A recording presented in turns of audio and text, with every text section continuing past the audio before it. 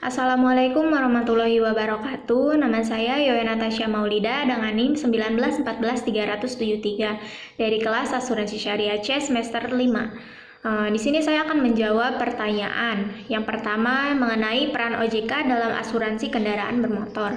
Beberapa kasus non pembayaran yang diklaim oleh perusahaan asuransi kendaraan bermotor sebagian besar tidak dipermasalahkan oleh karena jumlah yang tidak terlalu besar dibandingkan membayar biaya perkara melalui pengadilan negeri, apalagi membayar biaya bantuan hukum. Selain itu, ada yang karena tidak mengerti proses atau kemana konsumen melakukan pengaduan. Padahal sesuai pasal 6 Undang-Undang Nomor 21 Tahun 2011 menyebutkan bahwa Otoritas Jasa Keuangan bekerja sebagai pengatur dan pengawas jasa asuransi dan pada pasal 28-31 menyebutkan bahwa OJK menyediakan layanan pengaduan konsumen. Permasalahan penelitian ini antara lain bagaimana pelaksanaan fungsi Otoritas Jasa Keuangan sebagai pengatur dan pengawas terhadap dan bagaimana proses penyelesaian sengketa konsumen jika terjadi kasus non pembayaran yang ditanggung oleh perusahaan asuransi kendaraan bermotor di bawah pengawasan Otoritas Jasa Keuangan. Spesifikasi penelitian ini bersifat deskriptif dan didukung dengan analisis perspektif.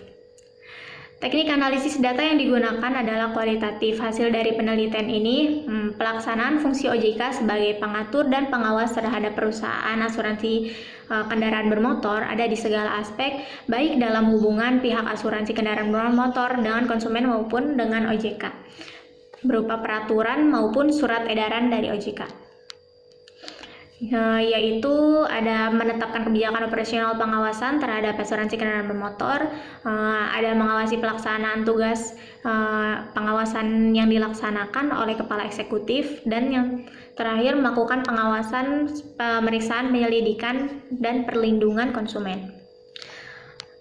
Jawaban yang kedua yaitu tentang penggunaan asuransi kendaraan. Asuransi kendaraan adalah produk asuransi yang memberikan ganti rugi terhadap resiko kerusakan dan kehilangan pada kendaraan milik nasabah.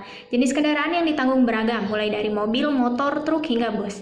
Penggunaan asuransi kendaraan yaitu syaratnya nasabah hanya perlu membayar premi satu kali dan otomatis mendapatkan perlindungan selama 1 tahun. Ada juga bisa memperpanjang masa asuransi jika memang perlu. Cakupan perlindungan asuransi kendaraan umumnya terbagi menjadi 2, yaitu all risk komprehensif dan total loss only.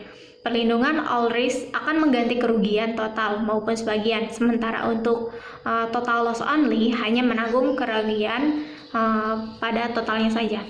Sekian, terima kasih. Wassalamualaikum warahmatullahi wabarakatuh.